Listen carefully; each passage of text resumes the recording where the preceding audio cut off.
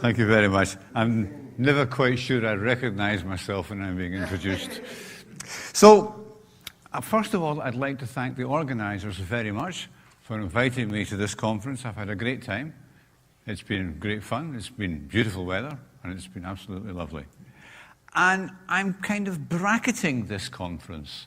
Those of you who remember back to Friday morning, a long time ago, I gave the very, very first presentation there, which was 4.5 minutes long. And now this one is a little longer, but possibly not any better. And I'm going to talk about putting intelligence into computational intelligence. It's a bit of a mix, what I'm talking about a bit about computational intelligence, first of all, which leads me on to talking about intelligence. And there have been some discussions about that here already, and I'll continue those. I'll say a bit about context and invariance. I'll say a bit about time and perceptual time, and time as a context. And then I have some concluding remarks, and we'll see how I get on. And I'll try and keep to within my time. So, computational intelligence, first of all. Well, perhaps a good place to look for a definition of computational intelligence is in the call for this conference.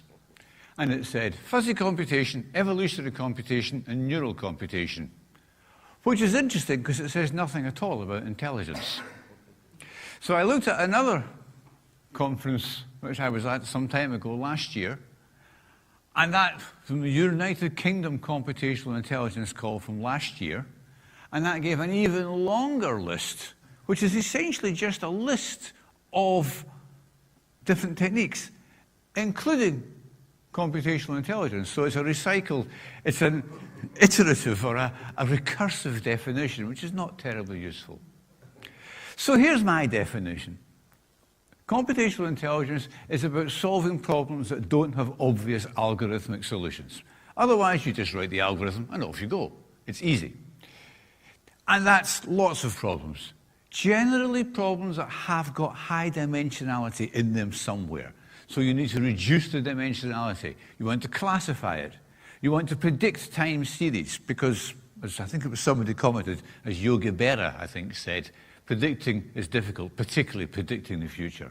And these are hard to do. Optimization of complex processes, whether in industry, chemistry, or timetabling, for example. And using techniques that often have a biological background, a biological inspiration. Be they neural networks, artificial immune systems, ant colony optimization, particle swarm optimization, or perhaps not. Go find